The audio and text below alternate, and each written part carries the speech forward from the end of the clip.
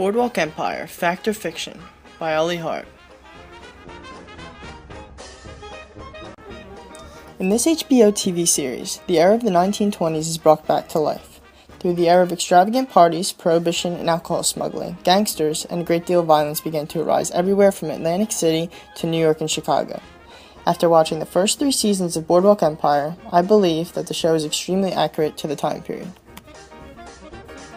First off, the directors of the show did an extremely good job of making sure that all of the clothing was representative of the era.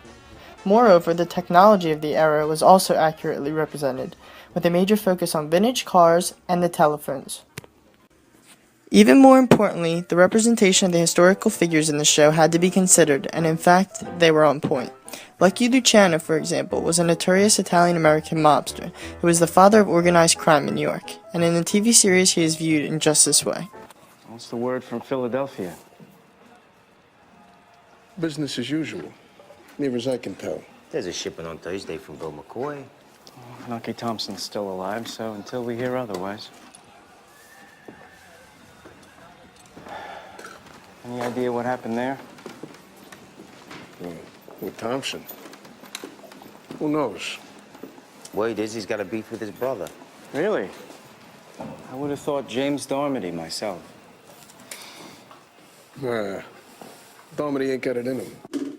Also, Jimmy Darmody is a very good historical match to a good friend of the early mobster Al Capone.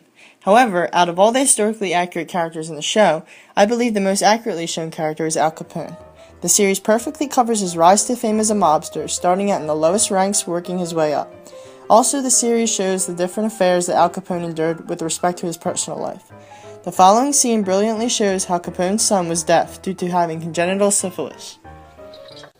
Some house I got. Getting from mother. Make for a wife and a dumbbell for a son. Don't call him that. I got a little boy myself at home. Yeah? Do you have a likeness? Not with me. He's a little guy, dark eyes like his mom. Real chatterbox. But he comes when you call him at least, huh? Mostly. He's got a mind of his own, though. You like your eggs, Sonny? I told you. He's a dopey little bastard. Che faccia? Uso lo straccio, eh? Oh, sto stronzo! Quasi rotto il collo! Oh, I got it. I got it. Basta.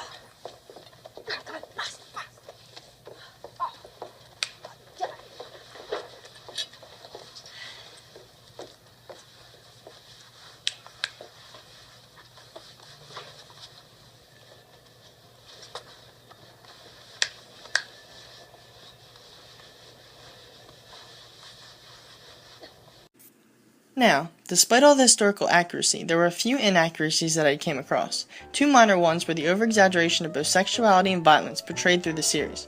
This, however, was done in order to gain a larger volume of viewers and become more of a Hollywood-style movie. However, the more important inaccuracy was the fictionalization of the main character, Enoch Thompson. Nucky, as he is often called, is supposed to be based on a historical figure of a man named Enoch Johnson, but, however, these individuals could be no further apart, especially in their appearances. The real Nucky, Enoch Johnson, was simply a politician and a country treasurer in Atlantic City during the 1920s, who lived at the Ritz-Carlton. The fictional Nucky, however, seems to be a very corrupt politician, who seems to have a huge hand in the East Coast alcohol smuggling, and seems to be the reason for violence and corruption during this time. The passage of the 18th Amendment has given rise to a new breed of criminals. Emboldened by the promise of an easy dollar. Nucky Thompson. He's the county treasurer, but he lives like a pharaoh. He's corrupt as the day is long. There isn't a single business he doesn't get a piece of. Everything you see here, it's mine. Buy a drink, place a bet, ride the Ferris wheel. Since when you need permission to look at the ocean? To look at my ocean? I find Nucky Thompson to be greedy and unreasonable. What do you want me to do? Kill them? Yes. Overall, I believe that the fictional nature of Nucky's character prevents the entire plotline from becoming predictable history. Instead, it keeps the viewers involved and interested, making the plotline unpredictable, while still being able to maintain a very high level of accuracy. I urge you all to watch Boardwalk Empires, and thank you for watching. Thank you for watching, and I urge you to watch Boardwalk Empire.